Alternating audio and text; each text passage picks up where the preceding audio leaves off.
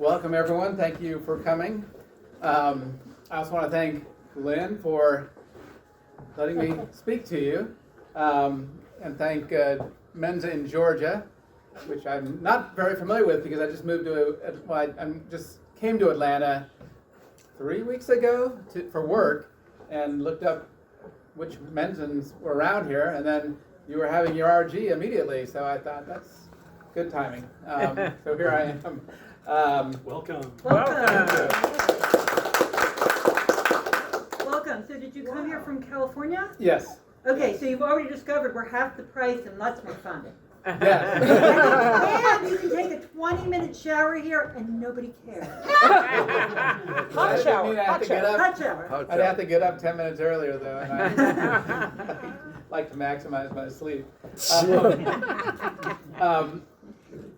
you can see from the title I have film producer in there, and that's purposely because TV producers are different. They're usually just a step up in the writing groups. You start off as a writer, then you become I think it's supervising producer, which is still a writer, and then so on until you're an executive producer and you're still writing. So that's the TV world. They do have additional responsibilities that are more like being a film producer, but I'm going to talk about film producers in this presentation.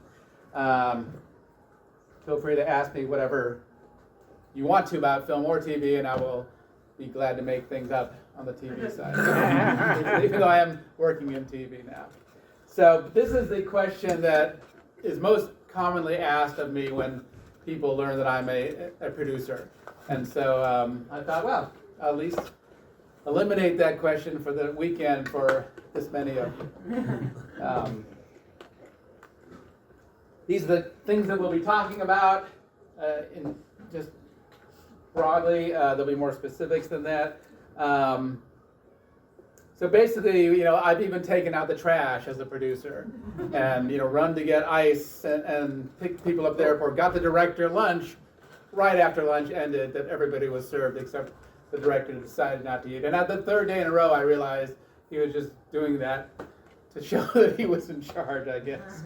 Why is there an elephant on the slide? That's a good. Green elephant. I used to have a slide that talked about that. My company is Emerald Elephant Entertainment. Thank you for asking.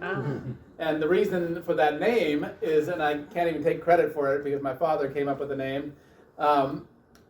My father's side of the family is from Ireland, and that's the emerald part, and the elephant is from my mother's side, which is Thai. She's from Thailand, and and then I did make up the entertainment part. But and they made up the other. Yeah. They made you. Yeah, they did make me. Let's see. I have notes, but I don't always. I'm not sure if I can scroll up on the notes section. Maybe I can. Look at that. Okay. All right. So you can ask questions anywhere, as has already begun, and or you can wait till the end, or you can never ask questions if you want, or you can call me up in 3 weeks and say, "Hey, I just thought of something." So I'm happy to always address that. Just to give you a little bit about my background, in 2005, after being an actor as a hobby in Tucson, which may seem like of all places, but Tucson has a history of film and TV because many of the westerns were shot there, and now there are no more westerns, so Tucson doesn't really have much going on except for independent films, and every once in a while a bigger project comes into town. They also had a fire at their main studio, which burned down a major part of it back in the mid-90s. And so that's another thing that contributed to the end of the big film industry in Tucson. So as an actor for a few years, I was a business manager in my day job, and which was my only job at the time. And so I thought of combining the two so my creative side could be satisfied and my business side can be utilized too, and producing, as hopefully you'll find out in the next however many slides, incorporates both of those. I produced 4 feature films in Tucson and sold all of them, and they 2 of them are still on Amazon Prime, and which is kind of cool because I keep getting checks for them every year, and with those checks, I can buy, a book. It's a big money. So that having 2 films, but I had 4, qualified me for the Producers Guild of America, which is basically the organization for film and TV producers and anybody in the producing side of those projects. So you don't have to technically be a producer. You can be a production coordinator and on up. I've been a mentor in the produce. Yes. Sorry, I came in late. Maybe you It's all right. can answer this. What's the difference between producer and executive producer? So on the film side, I have not answered that. I talked about it a little bit on the TV side, where that's executive producer, the top of that ladder, that totem pole on the TV side, and they run all kinds of things, and with the emphasis on the story. I'm assuming executive producer is deal maker and Yeah, producer is down in the trenches. Well, on the film side, depending on if there are trenches, then yes, the producers are in all of that. But the executive producer typically has brought some sort of resource to the project to make it happen, which is usually money, but it could be a location, or it could be the main actor, or something like that. But it's usually money. It's usually the person or people who funded the movie. So yeah, and that's why you might see a whole bunch of them in the credits. That means that nobody wanted to fund the whole thing, and they had to get it from all over the place, which is not usually a good sign, but it's not always a bad sign either. So the Producers Guild, I started to say, has had a diversity workshop for about 15 years, and I was accepted into that program at probably 5 years ago, and then they asked me to be a mentor in the successive years for three years, and then we had COVID, and then they converted it into something else that didn't require mentors. And so I also mentored in the one-on-one mentoring that had nothing to do with the diversity program, but it was throughout the Producers Guild. For a year, I was a visiting professor in the film and TV department at Notre Dame. It's film, television, and theater, but I had nothing to do with the theater side. I taught producing and screenwriting, and then advanced filmmaking. I spent 6 months in Afghanistan as General Petraeus' media production advisor, and I went all over the country shooting documentary shorts, with Afghan crew, which was kind of cool. And you can see over here me with a whole bunch of Afghan kids who didn't know I was not Afghan. They saw me get out of the armored vehicle, and they gathered around to take a picture. And then when I spoke to them, they were jibber jabbering at me, and when I replied, I said, I have no idea what you're talking about. Their eyes got all big, and they thought, he's not one of ours. And that's some of my students at Notre Dame is teaching another thing. Currently, I work for Disney as the health and safety manager on a new series called The Other Black Girl, which is based on a novel. And I've just recently finished American Horror Stories, which is a series that's a spin-off of American Horror Story, singular, and the same guy did American Crime Story and so on, and a whole bunch of those things. So that's why I'm here talking to you. So just in general, the producer is, you can think of him as, or her, as the CEO or production manager, or probably project manager of a film. So if a film was a company, this person started the company, came up with the idea for the company, got all the resources together, and oversees the company from start to finish. Not just the business, but also the creative aspects, even though there are people that we entrust more with the creative aspects. And usually we have many projects going on at different stages at a time. And unless you're really big, you're only shooting one at a time. But you never know which one is really going to get hit, is going to hit and get funded. And so you have a bunch going on, and in the hopes that you have every year or every whatever period you can survive without getting paid, another one gets started. The biggest thing we do is create opportunity. So we come up with ideas, we make the project, we get the money together, and we don't depend on someone else to come up with those things. Even though I do know of people, and I have a friend who she gets hired to produce other people's projects, and that's kind of a cool job because she gets to do what she loves, but the downside of it is that she never gets to make her own projects, and that's getting back to she never gets to create the opportunity, which is what producers really want to do. It doesn't cost a dime. It doesn't take any resources at all to come up with the ideas. And so then we would hire a writer, or maybe we would write it ourselves, which my producing partner, who's right there, and I both have done. But we also have hired writers who we think could handle. We usually will hire someone, and usually because that's their skill set. But if there's a project that we're just in love with and we know everything about inside out because we've been thinking about it for so long, we will write it ourselves.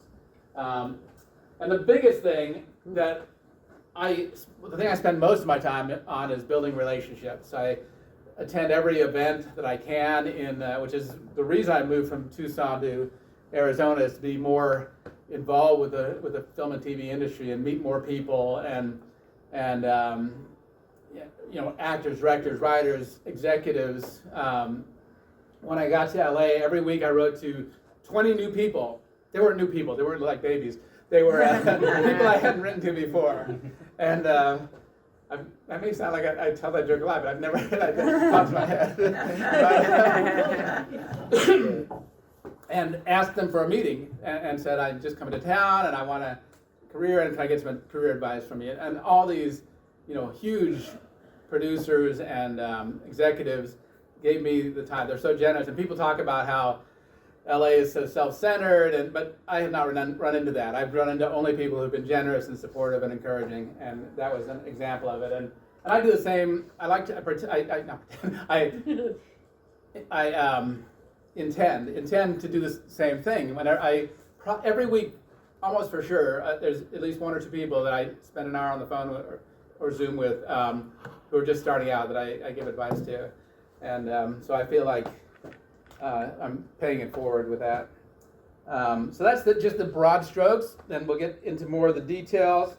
This is just a short list of the things that we have to do, and I'll get into a bunch of them. But just coming up with an idea is a big thing. You may think like, oh, I can sit down, I can write 20 ideas in a half an hour.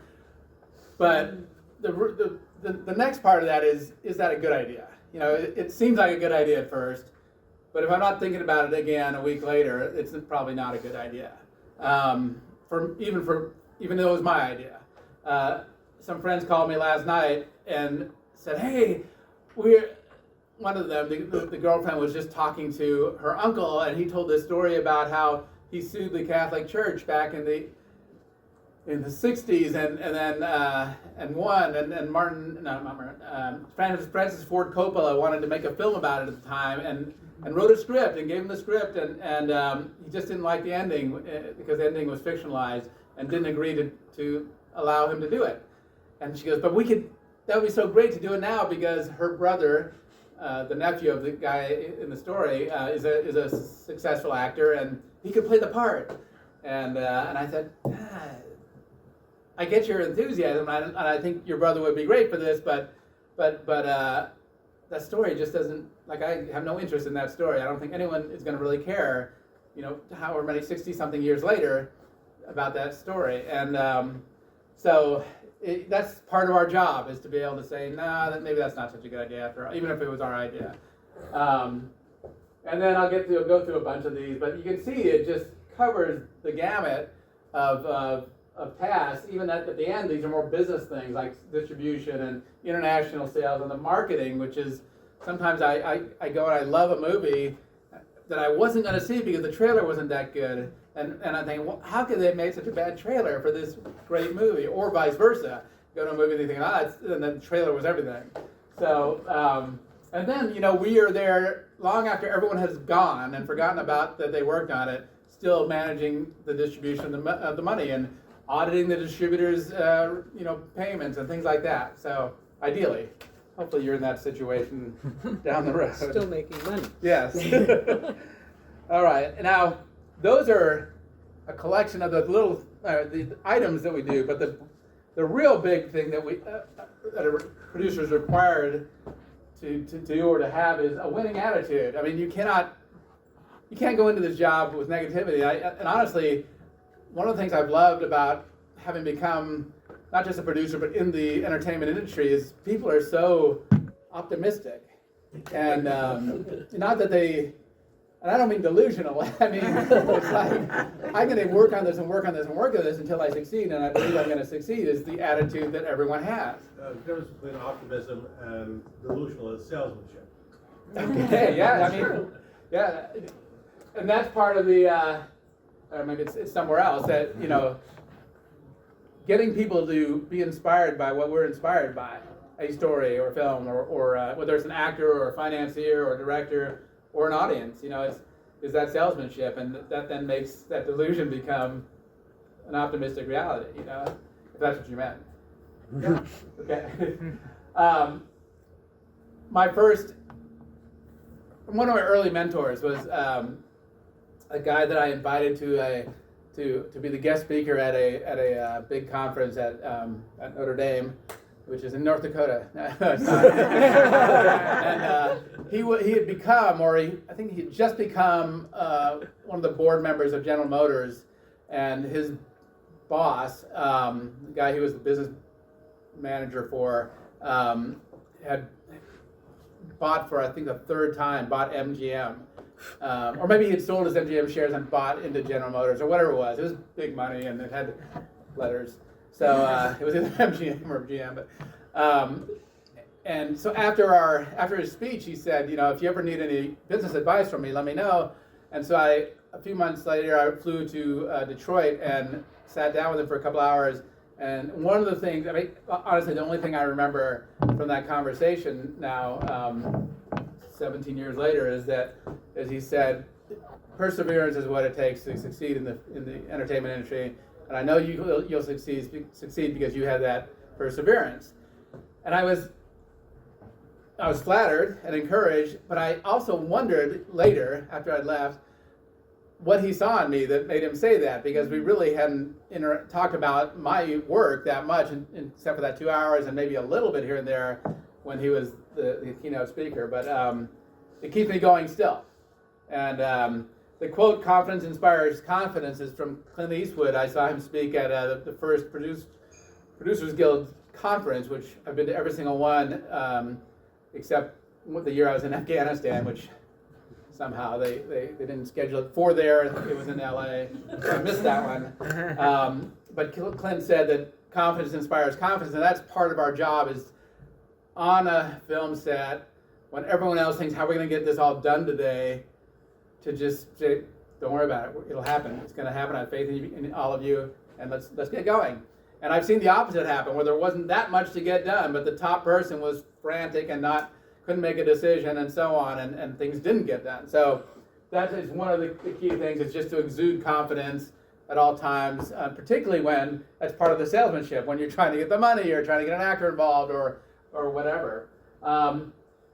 People talk about following trends, like zombie movies for a while, or vampire movies, or westerns even for a while. But as a producer, we should always, you know, where any of us really, not just producers, but everybody in this room, where you're going to succeed is where your uniqueness is. What is it about you, your background, your passions, your interests that make you unique, and then jump into that. Like knitting, you know, it's not like everyone else here can say, oh, Jolie is doing well teaching knitting. I think I will do that too, you know. You might as well not, because she has already cornered the market, and her passion is what attracts people to come listen to her. And this is the same thing with films. You can't say, whatever's hot now. Lord of the Rings. Somebody's talking. You're also saying. I'm not gonna keep going back to Jolie, but she had asked me about the Lord of the Rings versus Dragon. What is it? House of the Dragon. House of the Dragon. Game of Thrones. Yeah. Should I now say, oh, I'm gonna do a fantasy series too because they're hot? No. Look at Amazon. No, that's not an interest to me. It's I'm not gonna be the person who can succeed in that. And another thing is, my dad would probably hate this one. Listen to your heart and not your brain. Well, listen to both of them. Listen to your brain, but believe your heart, because your brain keeps you from, stepping off a cliff and it keeps you safe, whereas your brain will help you be happy. It'll take you down that path where your passion is, and even though it may not seem smart, so, but you'll be happier. And then the biggest thing, though, is to enjoy the journey. A couple of weeks ago, we all get in our heads a bit about, like, where's my career? What am I going to do next month, next week? What's my next promotion going to be? What's my next job going to be? What's my next production? But we have to take a moment every now and then to just say, today is pretty good the way it is.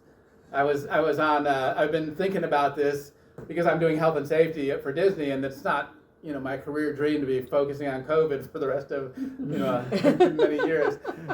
So I've been applying with the help of a couple of the vice presidents in the company for positions more related to production and development, and I've been focusing on that a lot, and like, okay, I'm doing this for right now, but and then I had to just stop and think, but this is pretty cool, actually. It was night, and we were in this Western town, a Western set. There are all these extras dressed up in Western costumes, sitting around waiting for their moment.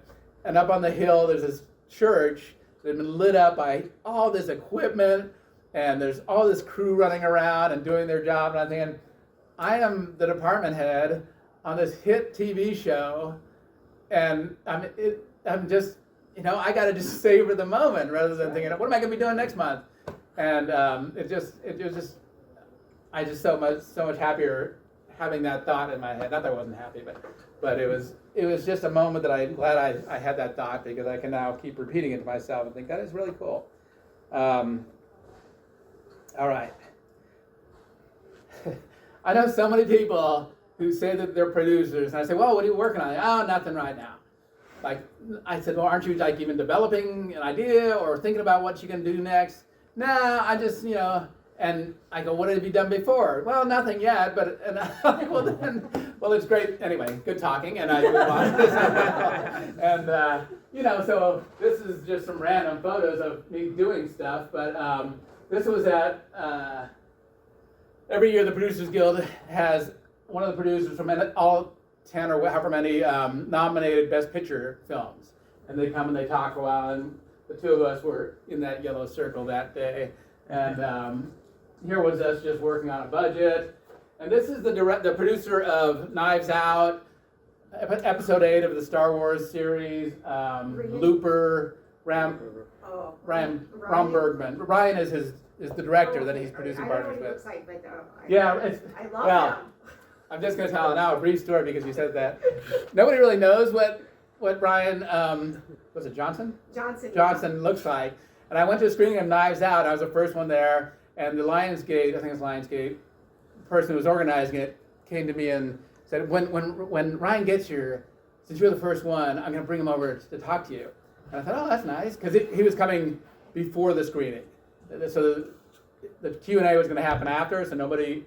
I realized that why she was doing that is because nobody knows what he looks like, and he's probably gone to other events, and he's walking around, getting his drink and his snacks, and nobody's talking to him. He probably said, why did I even go? And so she brought him over, and I got to talk to him first. And then I met Ram right after that, and Ram and I stayed in touch, and he did this event for us, which we do every year, which try to do every year with the Producers Guild and a group called Veterans in Media and Entertainment, in which 20 people, 10 from each of those organizations, gets to ask one question of the guest of honor. And we've had the producer of Bad Moms, who also did all the Austin Power movies and the Alice in Wonderland movies, and Memento, which was a really cool film. Then we had George Clooney's producing partner the next year, and they had the person who's now head of production at FX. She was an executive vice president at the time. And then we had him, and we had the producer of, he did Red Tails, a movie, but he mostly does TV, but he's one of the busiest TV producer directors. His name's Anthony Hemingway. And I've been in touch with Sandra Bullock's agent for 2 years now, trying to set it up with her, and I think it's going to happen. A year ago, she was asking all these questions about it. Her agent said, I've asked her about it a few times, or many times, and we just got to find when it'll fit on the schedule. So, and for next year, Kevin Hart's president of Film and TV, said he would do it. So it's a cool thing that I enjoy doing, and so there's a picture of us with Ram. But the point is, you just keep doing stuff, and you gotta be busy. You gotta make things happen for yourself. This is an acronym for Let's Go.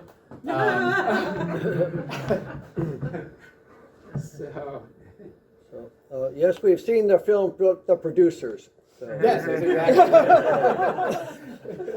So I can just stop. So I talked about ideas, and one of the biggest thing is, as I said, not every idea is good. And here are some of the criteria. And I didn't invent most of these. They came from Kathy Schulman, who produced most recently this really great series that nobody saw called The First Lady. It's about that was wonderful. yeah. That And- was a great cast, right? Yes, it was Yeah. Michelle Pfeiffer. Dana, And X-Files the rest lady. of them, and the rest, yeah. Yeah. Which And one? It's she called now The has First coming out Lady. Warrior King. It's about 3 first ladies who made a name for Yeah, themselves. Eleanor Roosevelt, It was Eleanor Betty Roosevelt, Ford, Betty Ford, and Michelle Obama. Michelle Obama. Oh, okay. Yeah, And She- it was so good. It might still be available on demand. yeah. It's I forget what it's. streamed Don't on, miss. Don't miss it. It's really good. but Don't continue to miss it. Yeah. Yeah. She's done a whole bunch of movies. Oh, she won the Academy Award for Crash, which is Oh, it's yeah. always been my favorite film, even before I knew her. But anyways, like I said, stay interested in. I said a month or two. It takes a long time to get a film made. So if you're not gonna commit to it for 10 to 15 years, our oldest film that from our start of development until now, I think is 11 years old. And recently someone said, "Oh, I think Mark Barnett would like to see that," and he's known for like Survivor and all these things, but he also does a whole bunch of. He does a lot of religious movies, and I said that to him. I said, "This isn't a religious movie," and he said, "No, but he does. It's more feel-good movies," and so. That's Santiago's Children. We're going to send to him. This other one is about, it's called Tiger 03, and it's about a guy I worked with in Afghanistan.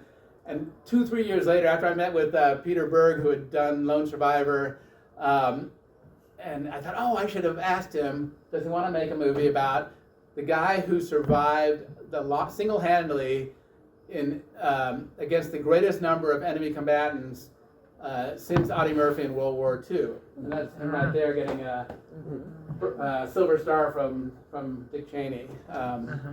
So that one is, I think, our next oldest one, but that's one that I think is going to get made. We just have to find the right home for it. Morgan Freeman's company read it, asked us to do a rewrite with certain changes. We did that, which were good changes. So we're happy we did the rewrite, even though they said, during COVID we decided not to take on any new projects. And I said, okay.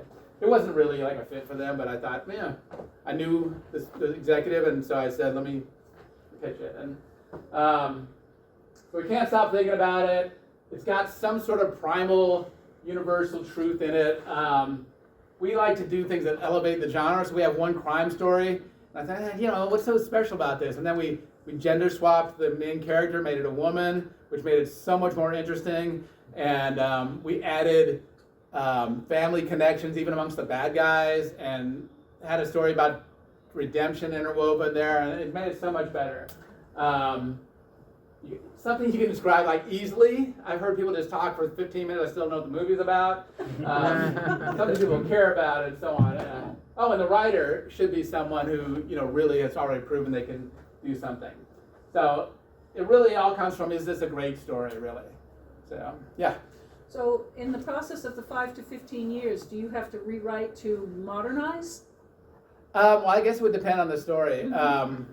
There was one I was thinking about just recently that takes place I wish I can remember what it was now, but it takes place in like the 80s. I thought, why? They could have made it current day and eliminated a lot of problems. But like Santiago's Children takes place in the early 80s. It's always going to take place in the early 80s. The crime one, though, could take place anytime. So if there, for example, we had to have them all have their cell phones destroyed or taken away or whatever, because at this point, I don't know when he wrote it. Right. Long enough ago, there were no cell phones, so we had to add that in. That's So, what yeah. I was thinking. Yeah. All right, I won't spend a whole lot of time on this, but it's not just write it once and then it's ready to go. We have to just keep improving the script. Usually we go through about a dozen rewrites, which is excessive. Well, I say excessive. It's more than most people do. One of the top writers recently I heard speak, and I wish I could remember what he had done, but he goes through the original and 2 drafts, and the first one after the original he sends it around to his 3 people that he trusts. They give him feedback. He writes it again, and I forget who he sends it to next, but then he does one more rewrite, and then he's done. But we start with really broad corrections, like, oh, I don't think the motivation of the character, and blah, blah, blah. And then we end up with things like this line where he answers yes. Like, that is what people would say to that question, but let's put something more interesting there. And we scrutinize every single thing like that. There was, I won't tell it because of Edward, but one line that, yes. So you scrutinize every line, you want that script to be as it is. Are you insulted if somebody ad-libs? So no, because the director adds a lot once he or she gets it, and then the actors add a lot, and honestly, we anyway are not so vain as to think we know what the best is. Everyone can add something more to it, and then the editor will maybe rearrange things completely too. So it's never done until it goes out to theaters or streamers or wherever it is, and that's okay. Yes. Is there a producer equivalent to the Alan Smithy director who disowns his project? I mean, most of us have something we look back on and think, I wish I hadn't done that, which is good. It means you've grown and your standards have improved and stuff, or gone up. But I can't think of anyone that everyone looks at and says, that's the one that either made stuff made all these things he's not proud of, or that's the name we apply when we don't want our name on it, or something like that. But yeah, okay. The line for Edward, because he's curious, is the line was this one character said twice after swearing. He said, "Excuse my French," and I read, and he says it twice, and so that was one repetitive, but it was like an hour apart, but I still thought, people notice that. And so I asked him to change it. And then I said, but also, excuse my French, is kind of lazy writing. I mean, people say it, yes, I get that, but you're a writer and you can come up with something better. And, okay, I'll clean up the language. But so the first time he says, excuse my French, and the second time he said, excuse my effing French. So, clear beginning, middle, and end. That is a flaw of most biopics you see, because people just do this person's life story, and we don't live our lives with a clear beginning, middle, and end. So the better ones will have maybe just like Lincoln, the movie Lincoln. It was 2 weeks in Lincoln's life. We didn't have to cover his whole career. We get it. We know what he did basically, and these were big 2 weeks. There have to be some real clear decision points or changes in the plot. I talked about the themes already. Every scene, every line, like I said, has to be scrutinized. Every character has to have an arc, has to have a reason to be in the story, or take them out, or give them a reason, which is even better. Challenge every scene. This screenplay that I wrote, there were a couple scenes that I just loved, because I love this clever banter between the characters, and Penelope kept on going, that scene doesn't do anything. Why is that scene in there? I go, because you get to know the characters better. She goes, well, have them move the story forward and get to know them better, or take it out. So I went back and said, okay, how do we move the story forward? And I was like, she's right. I took it out. And I put it back in. I take it out. I put it back in. And because I had 12 rewrite stories. And then the tough love. So this producer, Kathy Showman, that I mentioned earlier, the second time I met her was in the diversity workshop that I talked about. And part of it, our midterm, they called it, was giving a 3-minute pitch of our project to, in this case, her. Every year it's a different executive, but in this case it was her. And I went first, and I did my 3 minutes, and she gave me 20 minutes of feedback. And she was writing notes the whole time we're talking. And as I answered her feedback, sometimes she asked me questions, and then she took all these notes. And afterwards, people said, "Oh, I'm so sorry, she was so mean to you." I'm like, "Are you kidding? This was that was priceless. I'm going to go back and do a rewrite now that's going to make it so much better. And then years later, I asked her if I could send her the rewrite, or a rewrite at that point, and she came back after she read it with three notes. I don't believe the characters. I mean, they were really hard, tough notes. And my producing partner, who's in the poster because we do want to have her. She's an actor. She was an actor first. She said, "Oh, I thought you were gonna be crushed when you read that." I said, "No, these are great notes. I mean, I'm gonna go do another rewrite now." Yeah, and then just other ways to improve it there at the bottom. And then we have to go around pitching it, trying to sell it to somebody who will finance it, most likely. So many producers kind of are lazy on the business plan part, but we put it together because we may be going out to private equity people. You know, if you're just going around to Warner Brothers and Lionsgate and whatever, you don't need to do a business plan because they know the business pretty well. But people we go to them too, but we also go to private equity. We look everywhere. We try to turn over every stone. And so we put together a good business plan. Both of us are business majors. She went to USC. But I didn't know that at the beginning, you know. So we both know the business side. We both run businesses, and so we do pretty well on that. She leans more to the creative side. I lean more to the business side. So that's how we kind of split the work. In the pitch, we got to share our passion for the project and get people excited about it. If it's a comedy and nobody laughs in your pitch, you've lost it. If it's a drama and they can't feel anything, then, you know, again, I should say it more positively. If you're a comedy and they're laughing at the whole pitch, you've sold it. And if it's a drama and they're crying, then you've sold it too. And also they have to like you. I don't know if I put that up there. I didn't. But they have to like you. You also have to, people forget in any business when they go to an investor to think about what the investor is wanting. Instead of saying, "Oh, this is the great knitting business in the whole world," they're like, "So, like, what's my return? When can I get my money back?" That's access to capital.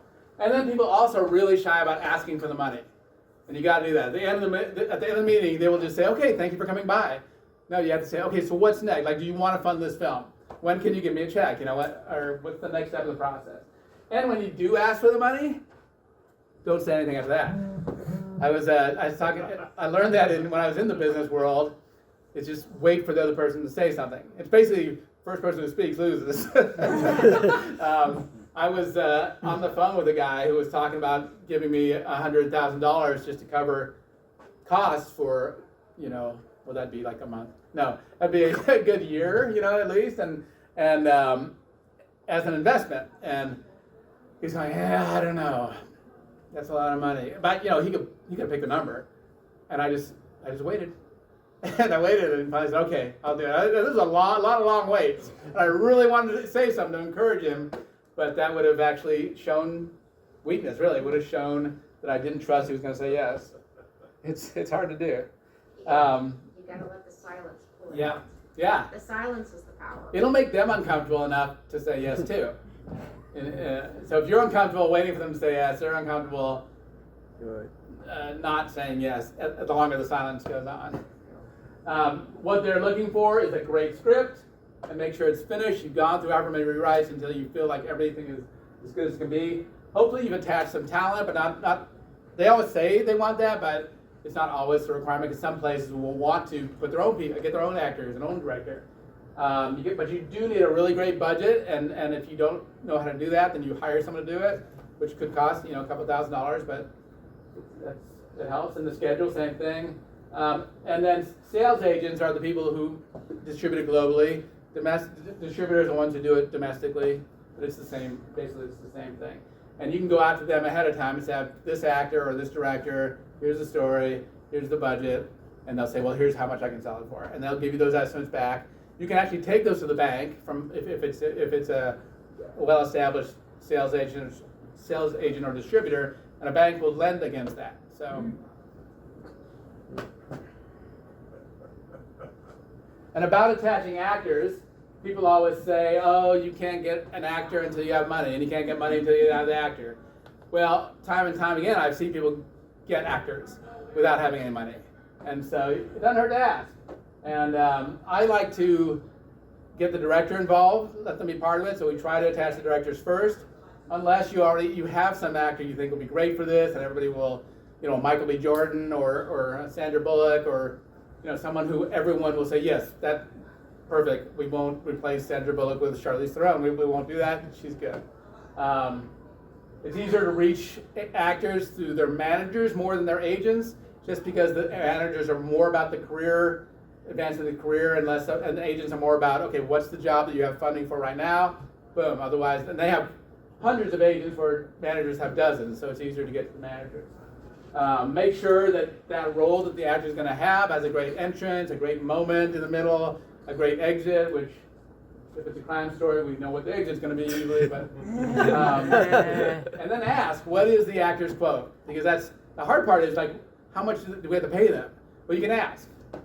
Just know that the number they'll give you is going to be a highball number rather than, well, he'll really take this. Like when I went to Kevin Hart for the military one, even before he was doing the more serious roles he's done lately, and his manager at the time, or agent, I think the manager connected with me, the agent said $6 million, which now, is low for him, but back then, it was before he had done some of his bigger films. He said $6 million. I said, yeah, $6 million is what he would do, what he maybe got for the most recent one, which was huge, but the one before that, and I wish I could remember the numbers, but like, let's say The Wedding Ringer was maybe the one before that, and he maybe got $2 million for that. I don't know. I'm just making up the numbers. And then he had just done, let's say, Jumanji, and of course he got a lot more. So you got to take it with a grain of salt. And attachments can also be the writers and directors. So most long-term successes in the industry come from partnerships that endure.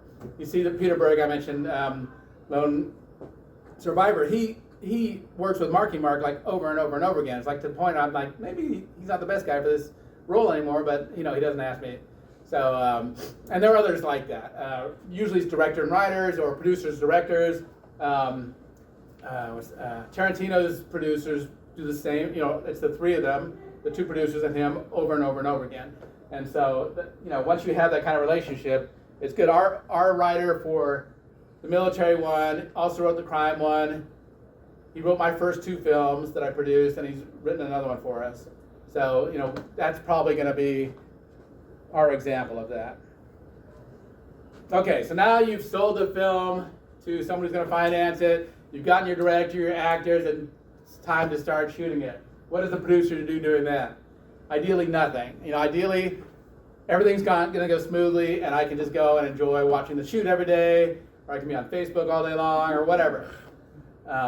Edward, Facebook is a social media thing for people who are way, way older than younger people don't use Facebook. But anyway, and for the older ones, Facebook is a social media thing. Social media is a computer, and you can talk to your friends. Yeah, it's what took over from MySpace. Yes, and from writing letters. So the producers there really just to anticipate problems, prevent them when the problems arrive that you didn't anticipate, to solve them. One time we got to a shooting in Louisiana in Lake Charles, which is a small town in the southwest part of the state, and we went to the bar where we were going to spend the whole day shooting, and they said, you can't shoot. Must have been the evening already, because it was going to be a night shoot. They said, you can't shoot here, we have karaoke night tonight. We're like, well, so-and-so said it's all been arranged for weeks. That's right. And they said, oh, well, he's not here tonight. He's got today off, and he didn't tell us anything. So we had to immediately shoot somewhere else, get another bar for the next night.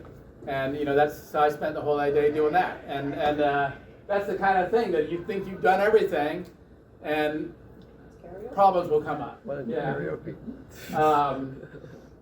But ideally, I just let the director run the shoot. AD is assistant director. That's the person who runs the crew, keeps everybody on schedule. Know your strengths and weaknesses. A lot of producers who are starting out think they know a lot about script and acting and everything else, and maybe they don't. Maybe they do, but maybe they don't. Maybe they used to be an actor, but now they're the producer. So know what your strengths are and lean into that. If you have been an actor, then you can maybe help out with that a little bit. If you have a director who's new, then maybe you have to hold hands a little bit more. But know where you're going to really add value. Who said this? There's a guy named Guy Kawasaki who's he was one of the Apple. I think he was one of the early Apple people. He called himself evangelist for Apple, and then so he's got a lot of money now. And one of his at a talk that he gave, he said A players hire A players, B players hire C players. So if you're really good, you have the confidence to hire people who are equal to you or better than you. You don't feel like you have to be the smartest person in the room, even if you're not that smart. So you hire, but so B players who are not that smart, they'll hire people who are less smart than them so they look good.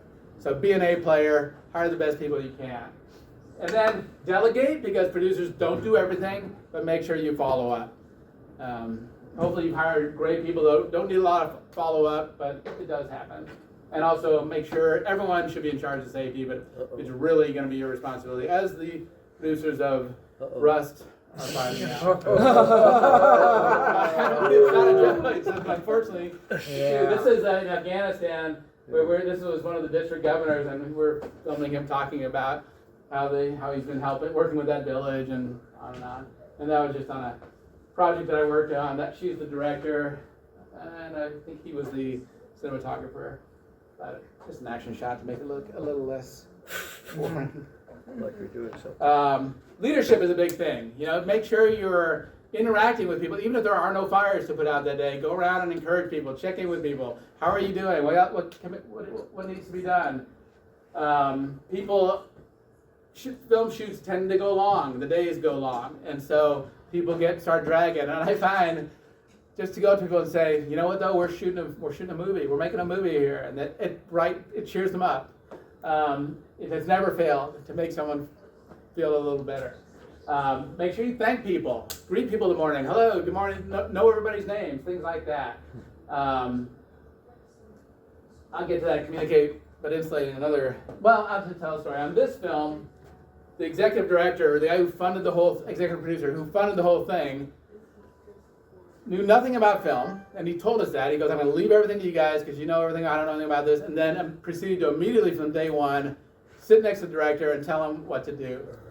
And it was driving us crazy, but I couldn't let the rest of the cast and crew know what kind of tension it was creating at the top.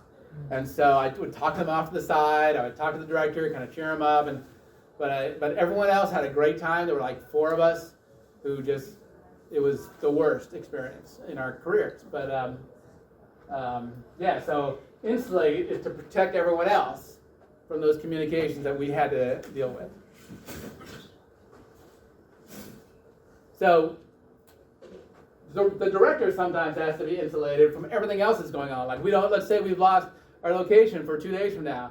I can't bother the director with that. Let the director do his or her work today. I talked about how my role will depend on the director's experience. And sometimes the directors do certain things well, like maybe they're great at working with actors, but they aren't good with camera movement, or vice versa. And those are 2 of their biggest things they have to do. So, step in where they might be weak. Now we try to hire someone who's good at all those things and do as little stepping in as possible. And the director's vision is what we're there to protect. And we should have already discussed that whole thing, that whole topic beforehand, before hiring the director, so that we don't run into creative problems later, which even the big studios run into that. But I don't know how they get to that point. Okay, sometimes you have to be the voice of reason. One day on that shoot you just saw, the director said there's going to be a big fair at this car dealership to bring in customers, balloons and clowns, and he goes, I want to have a monkey too. And it's like a week ahead of time, and I'm like, there's no monkey in the script. He goes, yeah, but I think a monkey would be great. I go, okay, I will try to get a monkey. So I called the one place in Arizona that had film animals. I said, do you have a monkey? They said, nope. I said, okay, thanks. I went back and said, hey, I called around, couldn't get a monkey. He goes, okay, thank you. And he just really wanted, in hindsight, he probably just wanted to be shown some respect. And not that I didn't respect him, he was a great friend, but my job was just to try to get him what he wanted. it wasn't so much, like, even if there was, they said, yeah, we have a monkey, I couldn't would have said, well, how much does it cost? And then I could go back to him and say, oh, it's going to be $5,000 for the monkey. Can't do it. He goes, okay. Then he would have said, okay. You know, but it's just the voice of reason sometimes. So then as a producer, if there are problems with the shoots, whatever, you actually can determine what scene will be shot when and where? We'll have done that up front. Well, but if there's problems, you So can if something comes up, reschedule? then we will have to, we'll have to fix it. Like one day, Okay. the next day we're going to have explosives. And we thought we had coordinated everything, and then the fire marshal said, oh, you can't do explosives on that road. And we're like, all right. And so I called a friend who I knew had a big piece of property and said, can we shoot on your property? And we made it happen. Well, I was saying, but what if he said, well, you can have it, but you can have it next week? Then Does that we mean probably you- would have moved it. Yeah, Or do you move other scenes to be shot Yeah. earlier and then you do that one? right. Okay. That's one thing we could have done, yeah. Okay. But maybe the actor there's gonna be that scene isn't available that week. So then we have to figure out, well, what can we? Maybe we don't need the Do explosives. you ever sleep when you're doing this? That's during our shoot. Yeah, there's a lot of that Boy. goes on. Yeah. Yeah. Well, during COVID, we ran into that too. We had on one of the shoots, we had this 3 days left, and it was episodic. So in this episode we had 3 days left, and an actor tested positive. Oh, no. And so we had 2 days Oh. remaining because that was towards the end of that third day left. And what could we do? We could Yeah. retest her, but we had to have 2 days of retests. And she had another gig she was going to, Oh. and so we had a lot of rescheduling. I wasn't a producer on that show, but I was very involved in all Right. of that. And we ended up. So she went away for about a week and a half. She was free at that point to come back, because of her other gig. So we brought her back. And they had said to me, if we bring her, can she shoot on day 10? And I said, she has to test on day 10. She can shoot on day 11 without testing, because that was his policy. You go 10 days of quarantine, then you come back without testing, because statistically you aren't sick anymore. And she tested from rapid test while she was gone on day 5, 6, or 7, somewhere in there, twice, negative. We felt pretty good about bringing her back. She tested positive that morning. And before flying, she tested negative. She even sent me a photo of herself driving to the airport, and then she tested that morning positive. And so yeah, those are the things that producers have to then roll with. So we're going to bring her back a couple weeks later, and everything was fine. Have you had to ever cut a scene then because of not being able to shoot it? I have not, but it has been done. And Okay. and sometimes that happens because just schedule. It's Well, what you were describing, this was sort of out of your control. If someone Yeah. comes sick or something Right. happens, and Yeah. The geez. good thing about episodic TV is if we had to shoot it in 3 months, let's say, you can put that episode possibly at Right. the end of the season. Okay. And yeah, I felt so badly for it. What is this? Oh, selling it. We have to sell our films. Sometimes you do it ahead of time, as I talked about. In order to get funding, you get the distribution, then it helps you get the funding. But if you're fairly kind of junior producer, there's not going to be much chance of that. So sometimes the distributors will say, well, when you have some footage, send it to us. So you can do that. But I would recommend at that point, if you might as well just wait till it's done, because then you can send them some really good footage, the complete footage. And so I've always sold it after production, but maybe going forward with the films we have coming up, I'll be, not maybe, but I will be trying to do it in advance, just because of the funding advantage. Aim high, meaning start with Warner Brothers and Universal and Disney, and then maybe next you go to Lionsgate, next you go to A24, and then down, you're at Billy Bob's Film Distribution. And they're like, we'd love to have your film. And I'm like, okay. That's an exaggeration, except for it's maybe characterized the companies that did distribute my films who, So, yes. since the pandemic, obviously the film industry has suffered, and So like, how do you see that that's changing? Because it seems like the pipeline for films this summer was very light, and I know that the box office is suffering. I guess it's down like 20% this year. Yeah. So do you think that COVID's going to have a lasting impact? I think the reason, this is just personally, I haven't read too much on that, but I think the reason it was light is because the studios were scared that people wouldn't be back in theaters yet. So there's films they spent so much money on, they didn't want to schedule them for this year. And maybe we'll see, or maybe they release them on streaming. So because the marketing is less, things like that. I think it'll come back. I was reading in preparation for this, just reading through some of my other material, and I think it was like in 5 of the last 7 or 7 of the last 10 economic downturns, film did well, because that was the one thing people could go do fairly inexpensively with the whole family.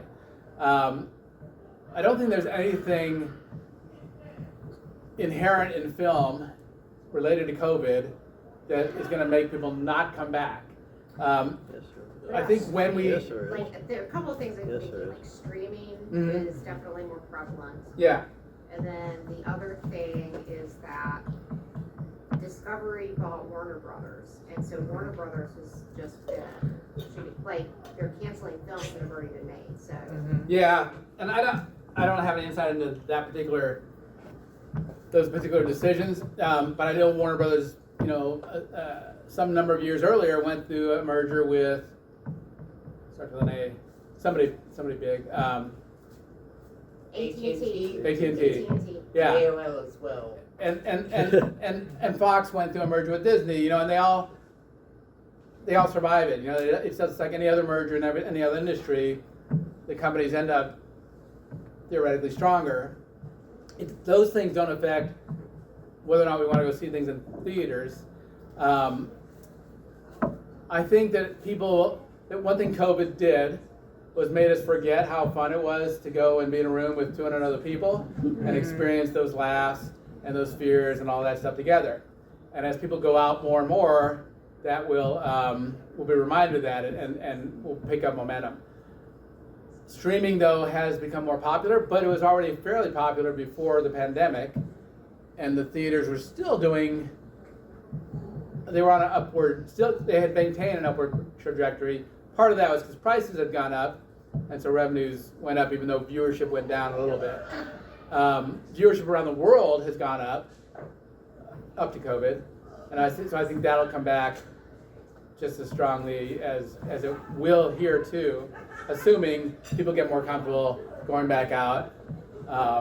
You see something on your TV or you see something alone, it's just not as fun as seeing it covering a huge wall and just absorbing that whole feeling, particularly with all these other people. The energy of the room Yeah. plays a part. Yeah. It's like watching sports on TV. It's never going to replace going to a game, except it's a lot cheaper to watch on TV. So as long as the cost is figured out between the theaters and the studios, because that is an issue, then hopefully and if it turns out people want to stream completely, that doesn't affect me as a producer because I can still make movies and get them seen and get some revenue back. So the revenue model will probably change if that were to happen. The what they call the exhibition window, the time the film is in theaters and not yet available online or on TV, has shrunk from 90 days to 45, and that has hurt theaters. But it also encourages people to think about, to weigh their enjoyment of the theater versus at home. Because now, if it's not that long a wait, which do I prefer? Well, maybe I do prefer going to see it in theater, like Top Gun or some, maybe dramas, and maybe even maybe dramas, let's just say, will do less well than big action movies or comedies. I think comedies, you still want to be in a big group of people laughing. Action films just want to be epic, Do you agree? Don't look at me, you agree? I'm just taking that information. Okay. Yeah. Those are the two films that are on Amazon Prime. Which are Are those your films? Yeah, I do. DIY and. Yeah, DIY and Good Boy. I can send you the information if anyone wants to see it. Get me that extra 50 cents. Check with other producers. It means that you're going to sign with a distributor, particularly if it's a smaller distributor. Look up who else has been picked up by them and call them up, email them and say, hey, what's your experience there? You always have the right to audit their revenue and see if they're paying you right. So that's something that people shy away from, but I think it's for me it would be fun, but I just haven't done it yet. Maybe you're getting 75 cents, you don't even know. I know. Yeah. If I could get $2. No, Kelly. that's funny what you were saying about being in a big room watching something, because Rings of Power dropped last week. Mhm. We were at Dragon Con, and apparently one of the things Amazon did at the last minute when they moved from September 2nd to September 1st is pulled. They had said there would be a screening at Dragon Con, and then they pulled it at the last minute. And that was actually one of the things we were looking forward to, like, oh, let's watch this thing in a room with 200 rather rabid dragons. Dressed as Galadriel. Yeah, instead we watched Both it of in you. a room, which was okay, but It was still a good show, it, but it but wasn't it the would same have experience. been better in one of the ballrooms, and somehow somebody at Amazon did not fully grok what that meant. Yeah. Oh. They did send us John Howe and Leith McPherson, who were two of the. John Howe did a lot of the best artwork on those films. So, Okay. So they sent us special guests. They made the best to us, but Kind of, but still, They were I excellent yeah. guests. It was. Yeah, there were some great scenes in those episodes that should have been huge.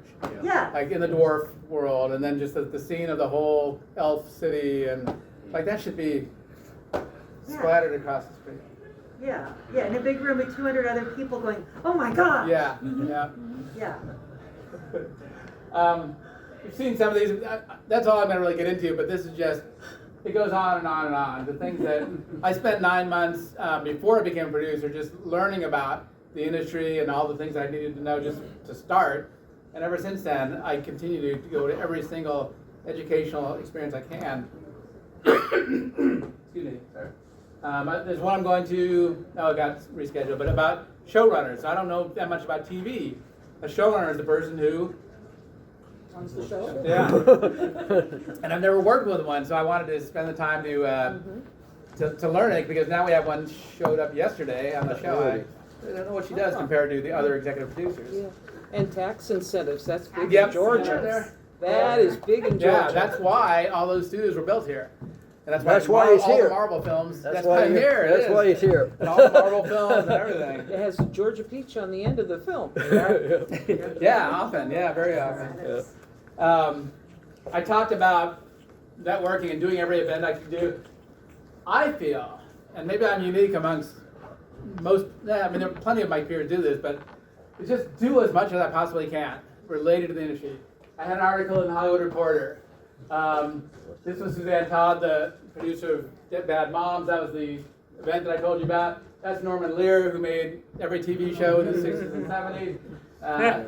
He came to the Writers Guild for the Veterans Writing Project, and that's the woman who created the remake of One Day at a Time that he executive produced or whatever he did on it.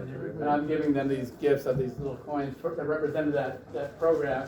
These guys are all Academy Award winning art people, and who did the It Clown and did whatever monkey that was, and so many other things. Yeah. That's George Clooney's producing partner and his wife, who's a documentarian, and so she was there to answer questions about documentaries. There's an article about being produced by a magazine, which is the Producers Guild's magazine.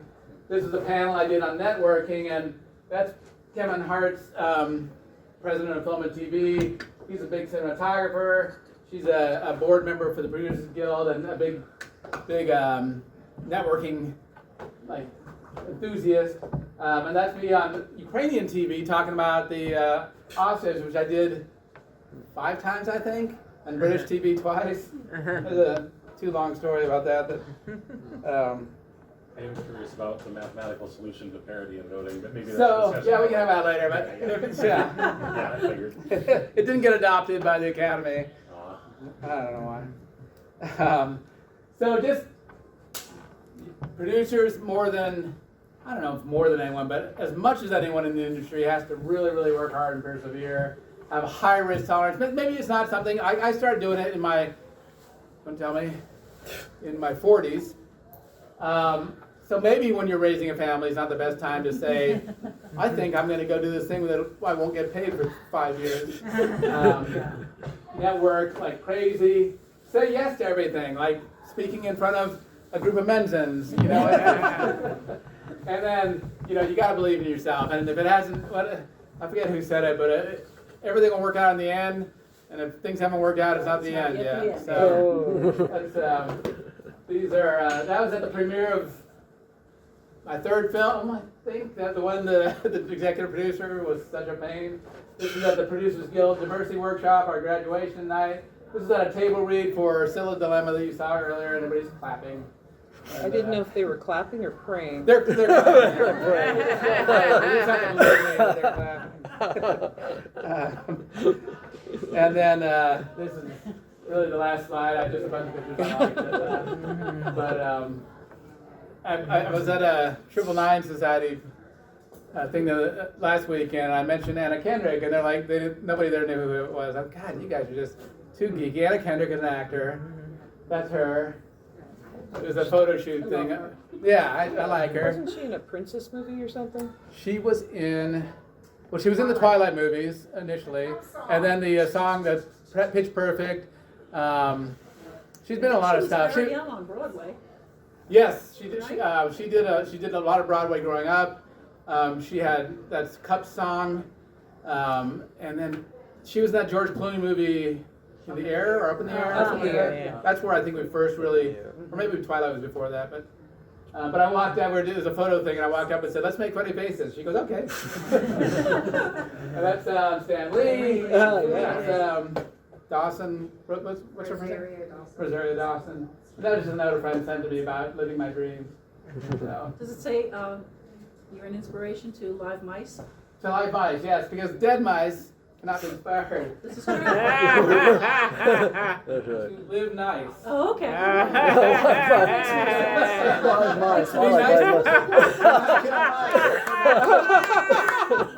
And we won best costume, best couples. There was a men, women, and couples best costume at the Producers Guild holiday party, and everyone. And I was like, why? I said to the guy, "Why?" I mean, because everybody looked pretty much the same. He goes, "Oh," and then he eventually said, "Oh, because she looks so good." I mean, that's where I thought we were going. She said she'd tell me to burn that mustache after that, and I didn't.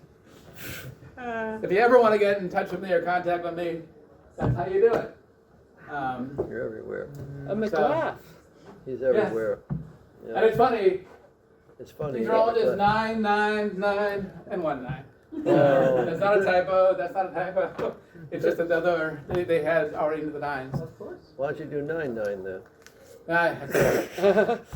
You say he has that many beers on the bowl. Yes. Oh, that's right. It's got down Have you from seen 90. the political climate of a location adversely affect production of a project? The only way, I'm trying to think if I have beyond that, really specifically politically. The only thing that I was about to say, and I still will, because I started. Why not say it? Was is COVID rules. You know, people on the crew, you know, who were saying, "No, there's no such thing as COVID." I'm like, "Okay, but these are the rules. Do you mind? Let's just do it." But in terms of like, if we were shooting "Don't Look Up," and at Mar-a-Lago, you know, I don't think that would work, even though it was not explicitly an anti-Trump movie. In fact, my brother-in-law, who is, I'm not going to say he's pro-Trump, but he's very conservative, thought it was hilarious, loved the movie. And if you don't know, it came out last year. It's about deniers of science. Yeah. Yeah. Yeah, I mean, people in the surrounding area pretty much leave the film shoots alone, except to come by and say, "What are you shooting?" And but I've never seen anyone, or even local crew, like say, "I'm not going to work on that." You know, is that what you mean, or? I'm gonna read into it. Can I read it blank? Are we in a safe space? So Georgia has the heartbeat bill, and we also make a lot of movies. So- And it's like very controversial right Tax now. incentive versus. So it's actors tax not wanting to incentive be here. versus like, Yeah. what do you really believe? Yes. There you go. Now, Did it. I wondered about that with Disney, particularly after the Don't Say Gay thing in Florida. Oh, yeah. That blew up in their face, Yep. their collective face. And so I wondered, now are they going to say places that have the new abortion laws, are they going to say, well, we're not going to show our films there? They're not going to say that. They haven't yet. No. Yeah, Because and it's money, right? yeah, Exactly. and And it's the infrastructure, and it's like now Yeah. that we've established this, if you wanna go for talent, you gotta go, and I'm not talking about actors, I'm talking about people that know how to do lighting and set Mhm. cameras, like that, we have that infrastructure here. yeah, They'd be crazy. Like the hidden people that actually make the film. yeah. So a lot of the crew is hired locally, but the ones who are Yeah. flown in, I have not seen anyone. I came here. I didn't. Yeah. And Well- I don't know that particular thing is my issue. Is an issue that I would say, okay, that's the one I'm gonna turn down work for. My second big COVID job was on a TV show called Crank Yankers, which is puppets living, reenacting prank phone calls. And I watched a little bit of that, and I'm like, I don't want to work on that show. It's got this Asian American puppet, Asian puppet. I don't know if it's American, but it's very stereotypical, horrible. And they have this mentally handicapped guy that they called Special Ed. His name was Ed, And I'm like, this is horrible. I can't work on that. But I said, well, it is 5 months worth of pay. Turns out, I went, and those two characters had been done away with. And it ended up being a great experience. The people were wonderful on it. I couldn't believe how much talent went into creating a puppet show. It just blew me away. But does that mean that I'm a bad person? I'm not a great person because I should, if I really thought that's what it's going to be, I could have raised that question and I didn't. You wanted to eat. I do like eating. I like being able to eat. Yeah. That's right. And all those things that go with what money brings. So I think that I think people look at it like any industry. You can say it about any industry. Does Taco Bell pull out of those steaks too? Why is Taco Bell still there? I don't know, because it's the job of those companies to provide those products and services, not to make a political statement or moral statement. But you also can think of the consequences of. There's always something that can happen the day before, the week before a film is released that reflects negatively and turns people away that you just can't anticipate. Like, they shot this in Georgia when Georgia did, enacted whatever law, or when, who knows, Kemp, might have said something in his testimony the other day that turned everyone off. And does that mean our show should move? No, probably not. First of all, it may be forgotten by then, and secondly, we're not required to make a political statement on what has happened in the state. Now, would we go to Russia to shoot? If they offered great tax incentives and had the best locations? It has been done in the past, but now with everything that's going on, probably not.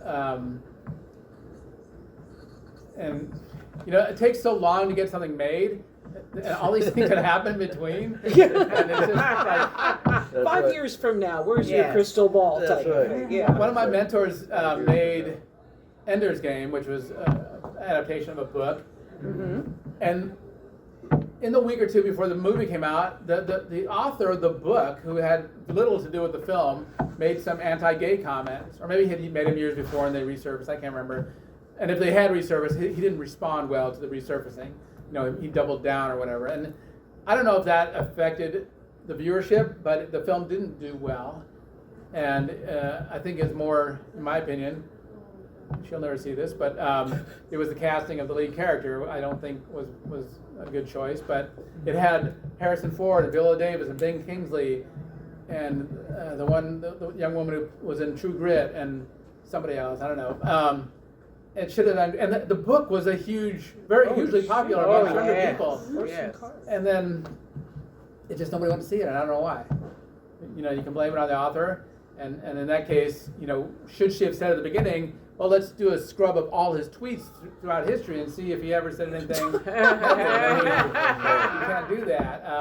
Kevin Hart, you know, had to apologize for some early tweets, and it hasn't hurt his career, but at least I think he handled the apology probably well. So those things are maybe more relevant than the politics, but those are questions that studio executives have to deal with all the time, but producers, maybe not as much. I don't know. Were you raising your hand? No. Okay. Any other questions? Yes. What are the two films that are on Prime? So it's Good Boy, and I could have put it on the screen, but I didn't. But I'll go back. They were on there. They were, no, I mean the links could have gone on the screen. DIY. DIY and Good Boy, and you should probably. I cut off the URL. Well, it's Amazon. Just search on Amazon Yeah, Prime. there are three Good Boys. One is a kid's film about a dog. Another one is kind of a gay soft porn, as far as I can tell from the poster. And ours is the one that has that orange poster. I mean, watch all three if you want. What are the other two feature films that you made? The first one I did was called Red 71. It was based on a short story, sorry. And it was really cool, but it was made for under $100,000. We paid everyone, and it kind of looked like it was made for under $100,000. But it's still, you know, it's sold. It was, you know, got out on DVDs and all the major outlets. One of the reasons I'm not wearing a linen suit right now is because, well, one, they wrinkle, and two, DVDs were just going downhill right when I released these films. And MRC, who's still one of the biggest independent film distributors, offered me a digital distribution deal, and I said, I mean, who does that? I mean, at the time, really nobody. Oh. And Netflix was still sending out DVDs, you know, and so I said, I'm going to wait until I can sell all the rights to some distributor. Mm-hmm. And in hindsight, obviously they would have probably done a great job with it, but I'm still happy that they got out everywhere. Someday I will repay each of my investors. It'll be from Disney income rather than those films. But the other producers, they tell me every year, just keep the money, don't worry. It's literally just That's over $100 every year for both films combined. Oh, gosh. Yeah. So. That's right on. It pays off your Amazon Prime.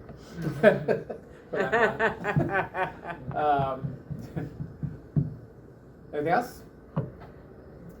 Well, thank you very much. Tomorrow we'll be talking about. Tomorrow, what time? If you 3, I think I'll be talking about representation in film, which is I think I subtitled "Women and Other Invisible People in Film and TV." So it's been fun actually putting that together. Thank you. Very good.